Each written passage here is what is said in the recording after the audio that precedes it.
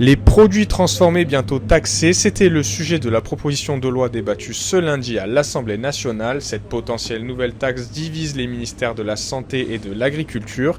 Une mesure qui voudrait inciter les gens à mieux consommer pour le ministère de la Santé, Geneviève Darrieussecq. Mais pour les Martégots, cette solution impacterait juste un peu plus les ménages moyens et modestes.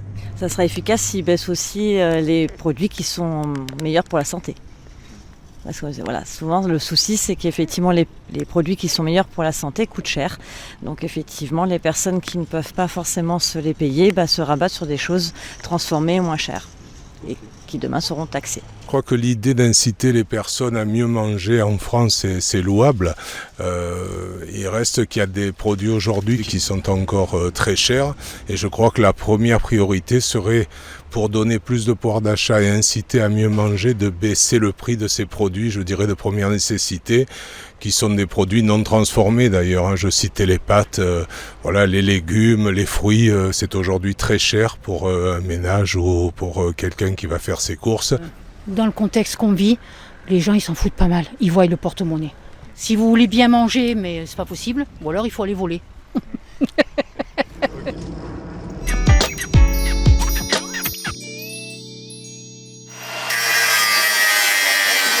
Opération de cisaillement des boîtes à clés de location de meublé touristique dans le quartier de la Plaine et du Cours Julien à Marseille. La municipalité fait désormais la chasse à ces sortes de gros cadenas posés illégalement sur le mobilier urbain. Ils permettent aux loueurs utilisant une plateforme comme Airbnb de mettre à disposition les clés de leur appartement aux touristes.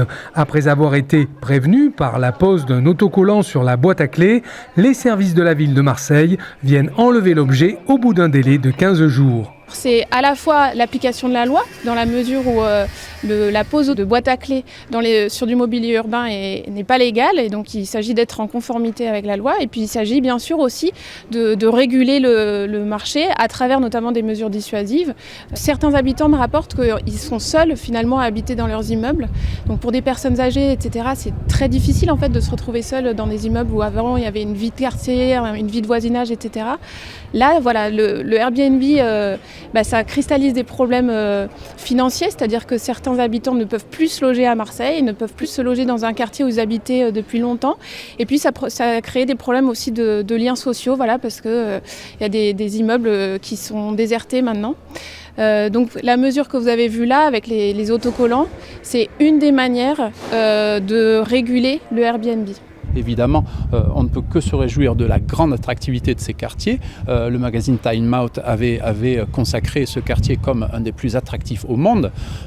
Très bonne chose. Cependant, les Marseillaises et les Marseillais doivent être au centre des préoccupations du logement, parce que ces quartiers doivent vivre. Un quartier qui se vide de ses habitants, c'est un quartier qui ne vit plus. 13 000 logements des meublés touristiques de courte durée à Marseille et une augmentation de 45% entre 2022 et 2023. Et à côté de cela, c'est 70% des propriétaires de ces logements meublés touristiques de courte durée qui n'habitent pas Marseille. Donc on voit bien la très grosse différence qu'il y a entre l'attractivité et la réalité du logement à Marseille. Les boîtes à clés enlevées du mobilier urbain sont confiées au service des objets trouvés, où les propriétaires peuvent venir les récupérer sans encourir aucune amende.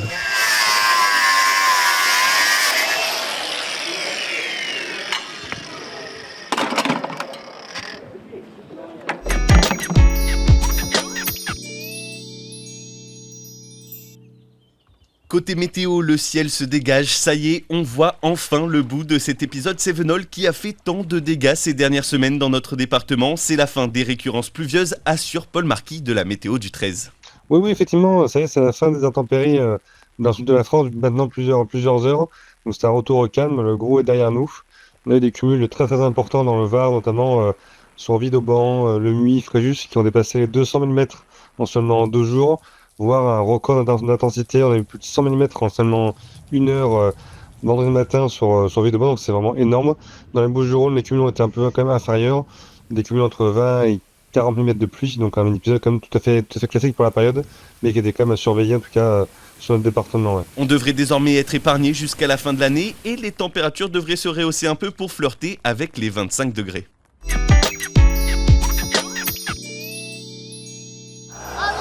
En football, une nouvelle désillusion pour l'Olympique de Marseille qui a sèchement été battu lors du Classico face au Paris Saint-Germain hier soir dans un vélodrome record avec 66 115 spectateurs. Une défaite 3-0 à la hauteur des espoirs olympiens. Difficile de trouver quelque chose de bon dans un match où les Marseillais ont été dominés dans tous les secteurs du jeu. Pierre-Émile Heubière. Oui, vous avez complètement raison. On est très déçus, on est très... Ça fait mal une défaite comme ça fait mal une performance comme ça, spécialement en première mi-temps. Deuxième mi-temps, on a fait ce qu'on pouvait, on a essayé de mettre le cœur et sortir du terrain avec la tête en haut, mais c'est vrai quand tu perds 3-0 à la maison contre le PSG, ça fait très mal. Chez le coach italien de l'OM, même son de cloche. Roberto De Zerbi n'a pas reconnu son équipe, nous non plus, et on peut parler de responsabilité partagée. Sì, è vero, c'ha ragione, mi dispiace molto, avevamo preparato una partita di coraggio e di personalità. Alors, je pense que c'est vrai, vous avez raison. Ce soir, on a manqué, en effet, jusqu'à l'expulsion d'Harit, de courage, de personnalité, alors que c'est ce qu'on avait préparé pour ce match. Donc voilà, j'en suis désolée, évidemment, c'était pas ce match-là qu'on avait en tête. Donc évidemment que c'est un problème, parce que on peut perdre, mais ce que je dis toujours, c'est que quand on porte le maillot de l'OM, on ne peut pas jouer sans courage, sans personnalité. Et ça vaut pour les joueurs comme pour l'entraîneur. Et donc voilà, ce soir, je pense que c'est ce qui nous a manqué, et donc vous avez raison.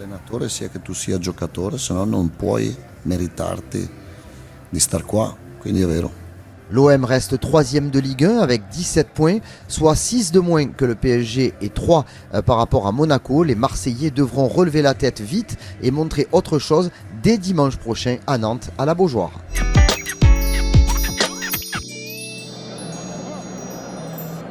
Mais moi j'ai honte. C'est inadmissible. T'as vu, je viens souvent au Vélodrome et c'est tout le temps les mêmes prestations. Je comprends pas. Ils gagnent jamais les matchs importants comme ça. Hyper triste en fait, et puis ça s'est joué trop vite, on n'a pas pu profiter comme on aurait voulu. Après voilà, on n'a pas revu les images sur le rouge, mais celui-là il nous reste un peu à travers la gorge. Vous savez, il n'y a pas grand chose à dire, hein. Ils n'ont pas fait le maximum, donc voilà. Je suis franchement dégoûté. Ça faisait longtemps qu'on attendait ce match avec impatience. Et là, les joueurs pas à la hauteur du tout. On n'a rien vu, pas une occasion, rien. Je suis dégoûté. Rien en attaque, rien en défense. Franchement, dépité. Je sais même plus quoi dire. Dépité, hein. Dépité. On n'a pas trop proposé de jeu, même pas du tout.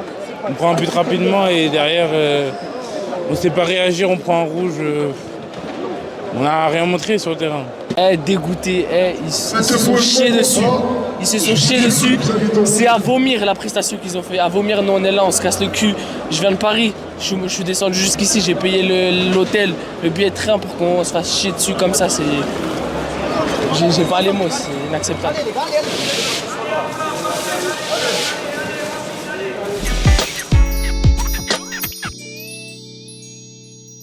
Melvin supporte Paris, Romain, lui, c'est l'OM qu'il a dans son cœur, et pourtant ces deux supporters ont décidé de faire la route ensemble du Parc des Princes jusqu'au Vélodrome pour assister au Classico de ce dimanche.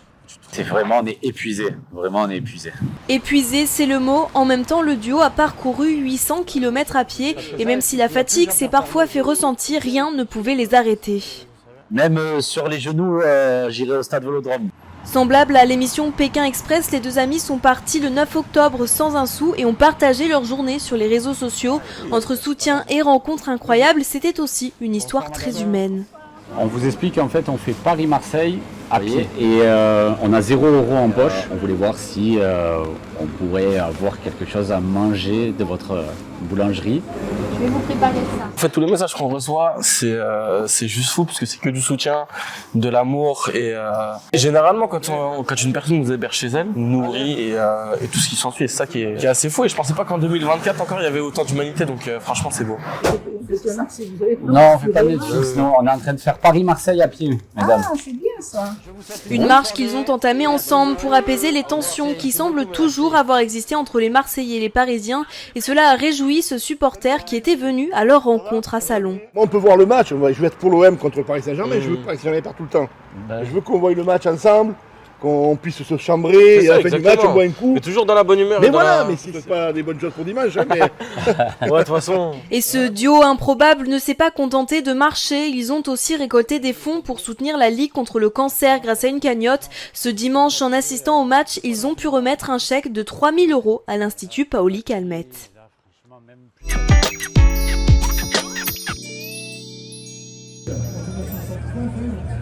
Ce dimanche, il n'y avait pas que OM-PSG. La mythique course Marseille-Cassis s'est déroulée hier matin, un semi-marathon qui a rassemblé 20 000 passionnés venus de partout en France et même dans le monde.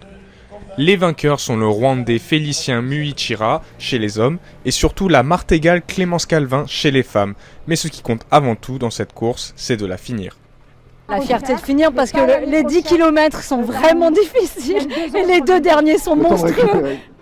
Mais Marseille-Cassis, ce n'est pas que la performance sportive, c'est le partage d'une même passion entre tous les coureurs. C'est vraiment bien, on est tous ensemble, il n'y a pas de bagarre, les meilleurs partent devant, les moins bons restent derrière, tout va bien, c'est courtois, c'est très bien. Et on a kiffé. Ouais, alors moi c'était un peu plus dur. Je sais pas pourquoi, j'ai souffert. Ouais, c'est un bon moment qu'on a passé là. Ouais. Une convivialité qui contamine tout le monde, nombreux se sont rendus aux abords de la course pour encourager à leur manière les participants. Tous sont méritants de faire cette course. Et puis c'est important pour eux, il va qu'il y ait une ambiance. Nous on court pas, mais autant les encourager. Ça c'est l'ambiance. Allez, coup de boost gratuit messieurs dames. Coup de boost. Allez, on gagne 5 minutes sur le 3. C'est sympa, je trouve que ça donne un peu de boost. Et on a plein de phrases, en fait, on est chaud, on a la pancarte. Et le but, c'est vraiment de donner un maximum de force et aussi de faire rire, c'est important. Pour les coureurs qui pensent déjà à l'année prochaine, les inscriptions pour la 46e édition ouvrent en mars prochain.